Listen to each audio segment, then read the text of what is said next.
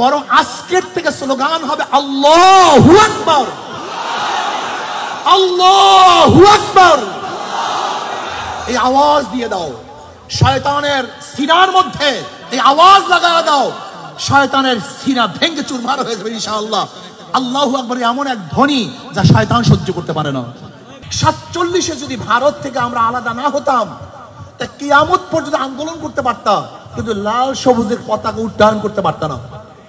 47-এ ভারত থেকে আলাদা হওয়ার পরে পাকিস্তানের দুইটা অংশ, পশ্চিম পাকিস্তান, পূর্ব পাকিস্তান। ভেবেছিলাম বৈষম্য দূর হবে, মানুষ শান্তি পাবে, মুক্তি পাবে, কিন্তু পশ্চিমারা আমাদের উপরে জুলুম করার কারণে 71-এ আবার আমরা তাদের বিরুদ্ধে আন্দোলন করে বাংলাদেশ স্বাধীন করেছিলাম। যদি ওই সময় মুসলমানরা ভারত থেকে আলাদা হয়ে পাকিস্তান করতে না পারতো, তাহলে কিয়ামত পর্যন্ত আন্দোলন করতে পারতাম। তোমরা জানো কাশ্মীরে মুসলমানদের পার্সেন্টেজ সবচেয়ে বেশি, হায়দ্রাবাদে মুসলমানদের সংখ্যা বেশি, পাঞ্জাবের অবস্থা তোমরা জানো, কিন্তু আজ পর্যন্ত তারা আলাদা হতে পারে না, স্বাধীন হতে পারে নাই।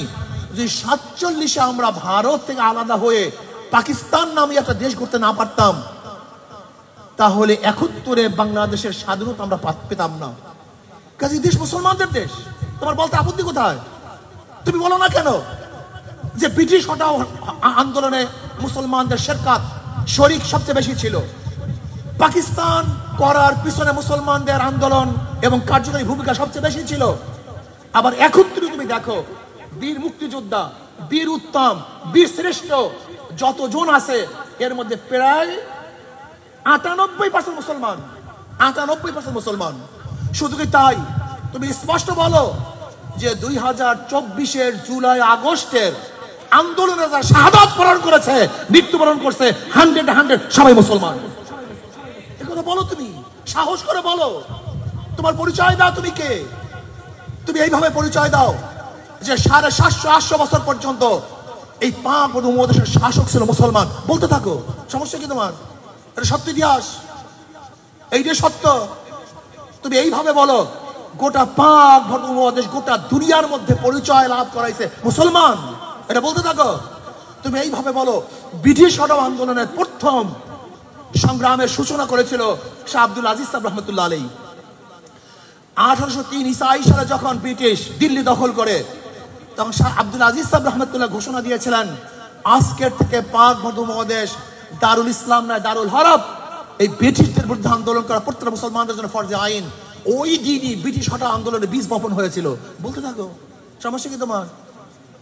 অথচ তুমি কি হয়েছো? বাঘের বাচ্চা ইঁদুর হয়েছো, তুমি বাঘের বাচ্চা বিড়াল হয়েছো, তুমি বাঘের বাচ্চা মুসলমান, আজকে ইঁদুর হয়েছো তুমি, তোমাকে বিড়াল বানানো হয়েছে। ইসলামের পরিচয় ধ্বংস করে তোমাকে ধ্বংস করার চক্রান্ত করতেছে। প্রথম যদি আমি আমার পরিচয় না জানি, আমার বাবাকে, আমার মাকে, আমার বংশ কি, আমি কি পরিচয় দেব? এই পরিচয়হীন ভাবে আমাদেরকে গড়া হচ্ছে। তোমার পরিচয় কি? আমি বাঙালি, আমি বাংলাদেশি, আমি সেকুলার, আমি উদারপন্থী, আমি নন সাম্প্রদায়িক। তুমি এইভাবে বলো আমি এখন সাম্প্রদায়িক মুসলমান, মুসলমান সম্প্রদায়ের লোক আমি। সাম্প্রদায়িকতা ভিন্ন জিনিস, সম্প্রদায় ভিন্ন জিনিস। সাম্প্রদায়িকতা কাকে বলা হয় তোমরা ভালো মতো জানো, সাম্প্রদায়িকতা কি জিনিস আর সম্প্রদায় কি জিনিস। মুসলমান সম্প্রদায় কোন বিজাতির উপর আক্রমণ, অত্যাচার, অবিচার করে না। আপনার ইতিহাস জানেন, আল্লাহ যদি কবুল করে আরেকদিন বয়ান করব তোমাদের সামনে, সেই দিন আমি সব ইতিহাস তুলে ধরবো। আজকে সংক্ষেপে বলতেছি, বাদশাহ আলমগীর রহমাতুল্লাহ আলাইহি, বাদশাহ আলমগীর রহমাতুল্লাহ আলাইহি পাক উপমহাদেশে 50 বছর শাসক ছিলেন। 1-2 বছর না, 50 বছর, 50 বছর। এই 50 বছর শাহ আলমগীর রহমাতুল্লাহ আলাইহি বাদশাহ ছিলেন। তিনি ইচ্ছা করলে এই পাক উপমহাদেশে প্রত্যেকটা মন্দির ভাঙতে পারতেন, কিন্তু একটা মন্দিরও ভাঙেন নাই। সব গির্জাগুলো ধ্বংস করতে পারতেন, একটা গির্জাও ভাঙেন নাই। আমরা সাম্প্রদায়িকতায় বিশ্বাস করি না। আমাকে অনেকেই বলে আপনি কি করবেন? আমি ইসলাম হুকুমত কায়েম করবো। বলে ইসলাম হুকুমত কায়েম করলে হিন্দুদের অবস্থাটা কি, খ্রিস্টানদের অবস্থাটা কি? আমি বলি তুমি জাহেল, তুমি মূর্খ, তুমি ইসলাম সম্পর্কে জানো না। ইসলাম কি জিনিস? ইসলাম এমন এক জিনিস, সমস্ত ধর্মের ধর্ম পালন করার সুযোগ যেখানে আছে সেটার নাম ইসলাম। সমস্ত জনগোষ্ঠীর মতের আদর্শের মানুষ যেখানে বসবাস করতে পারে সেটার নাম ইসলাম। সমস্ত মানুষের মানবিক মর্যাদা প্রদান করতে পারে, সেটার নাম ইসলাম। তুমি কি জানো ইসলাম কি জিনিস? হযরত ইব্রাহিম আলাইহিস সালাতু ওয়াস সালাম তিনি মেহমান ছাড়া খানা খেতেন না। একদিন মেহমান নেই, একজন মেহমান পেলেন মুশরিক। ইব্রাহিম আলাইহিস সালাতু ওয়াস সালাম দস্তরখানে বসে খানা শুরু করলেন। বিসমিল্লাহি ওয়াল উজ্জা, লাত এবং উজ্জার নামে খানা খাওয়া শুরু করছে। ইব্রাহিম আলাইহিস সালাম, তুমি তোমার মূর্তি নামে খানা খাও, আমার দস্তরখানে তুমি খানা খেতে পারবে না। বলে, আমি তো মুসলমান হওয়ার জন্য আসিনি, ঈমান আনার জন্য আসি নাই, তুমি মেহমানদারি হিসেবে আমাকে ডাকছো, আমি খানা খাওয়ার জন্য আসছি, খাওয়াও তো খাওয়াও, নাহলে আমি ঈমান আনবো না। না, তুমি যদি লাত এবং উজ্জার নামে খানা খাও, আমার দস্তরখানে খানা খেতে পারবো না। এবার মুশরিক চলে যাইতেছে। আল্লাহ পাক রব্বুল আলামিন ডাক দিয়ে বলে, ইব্রাহিম, এই মুশরিক 80 বছর পর্যন্ত লাত এবং উজ্জার নামে খানা খেয়েছে, আমি একদিনও তার খানা বন্ধ করি নাই। আজকে তোমার সামনে বলার কারণে তুমি খানা বন্ধ করে দিয়েছো। আমি তো রেজেককে আম করে ফেলছি। বৃষ্টি হিন্দুর উপরেও পড়ে, মুসলমানের উপরেও পড়ে। খাদ্য মুসলমানের জমিতেও ফলে, হিন্দুর জমিতেও ফলে।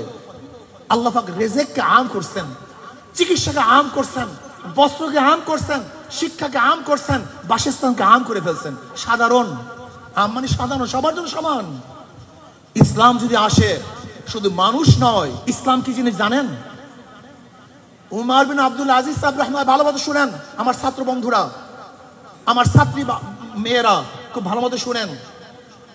উমর বিন আব্দুল আজিজ রাহমাতুল্লাহ আলাইহি ইন্তেকালের পরে গ্রামে এক কৃষক বলতেছে, উমর বিন আব্দুল আজিজ দুনিয়াতে নাই। বলে, বুঝলেন কিভাবে? বলে, যে দেখো, একটা নেকড়ে বাঘ এক নিরহ ছাগলের উপর আক্রমণ করতেছে। ন্যায়পরায়ণ বাদশা জিন্দা থাকতে একটা নেকড়ে বাঘও সাধারণ নিরহ কোনো জানোয়ার উপর আক্রমণ করতে পারে না। আজকে এত ঘটনা কেন ঘটতেছে? এত জুলুম, এত অত্যাচার, এত অবিচার, এত খুন, এত ধর্ষণ, এর কারণটা কি? ন্যায়পরায়ণ শাসক না থাকার কারণে আল্লাহ পাক রব্বুল আলামিন জুলুমের পাহাড় আমাদের উপর চাপিয়ে দিয়েছেন।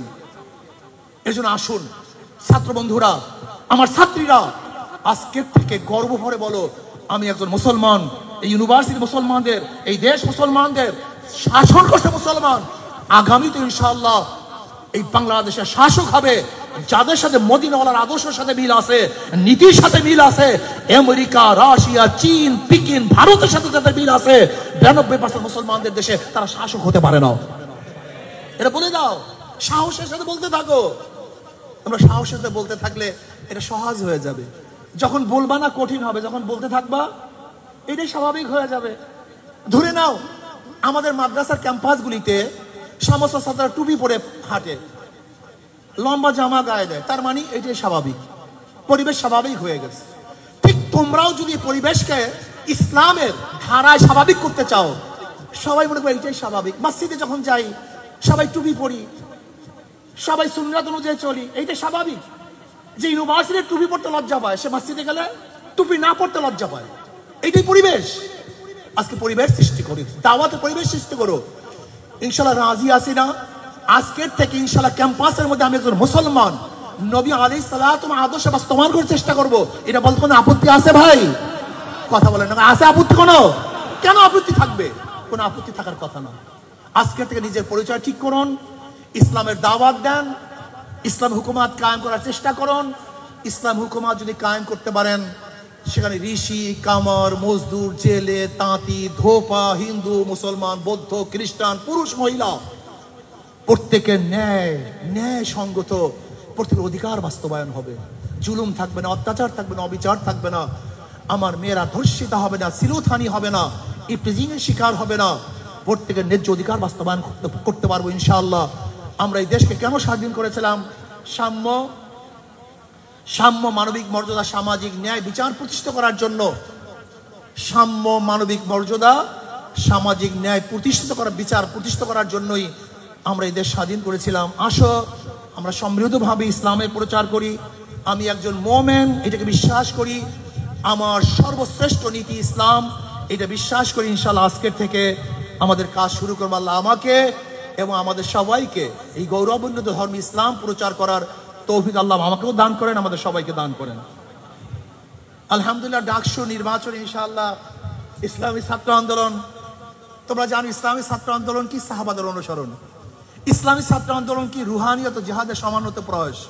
ইসলামী ছাত্র আন্দোলন কি মনে করে যে আমরা রাজনীতি করি না, আমরা ইবাদত করি। ইসলামী ছাত্র আন্দোলন।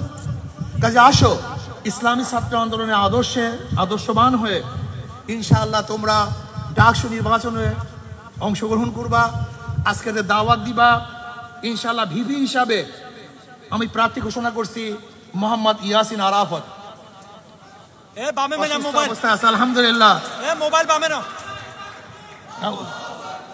জিএস হিসাবে আমরা ঘোষণা করছি খাইলু হাসান মারজান, মাশাআল্লাহ। এজিএস হিসাবে সাইফুল মোহাম্মদ আলাউদ্দিন, মাশাআল্লাহ। এই দেখো আমার একটা কথা মনে পড়ছে, আমরা মুসলমানরা আল্লাহু আকবারের ধ্বনি দিতে লজ্জা পাই, অথচ আমরা অন্য অন্য স্লোগান দিতে লজ্জা পাই না। আল্লাহু আকবারের ধ্বনি দিতে লজ্জা পাবো কেন? কারণটা কি? আল্লাহ আমাদের সবাইকে কবুল করে নেন। তোমাদের সবাইকে ধন্যবাদ। ইনশাল্লাহ আবারও আসবো, ইনশাল্লাহ ব্যাপক সময় নিয়ে ইনশাল্লাহ আলোচনা করব, তোমাদের প্রশ্নের জবাব দেবো আর একদিন ইনশাল্লাহ। আজকে আমার সময় নাই, অনেক দূরে প্রোগ্রাম আছে, আমাদের অনেক বক্তারা আছেন, আমাদের ডক্টর সাহেব আছেন, তারপরে ইউনিভার্সিটির স্যার আছেন, ডক্টর সাহেব আছেন, তিনিও বয়ান করবেন, আলোচনা করবেন। আমার জন্য দোয়া চাই, আমিও দোয়া করি। সবাইকে ধন্যবাদ, আবার দেখা হবে ইনশাআল্লাহ। আসসালামু আলাইকুম ওয়া রাহমাতুল্লাহি ওয়া বারাকাতুহু।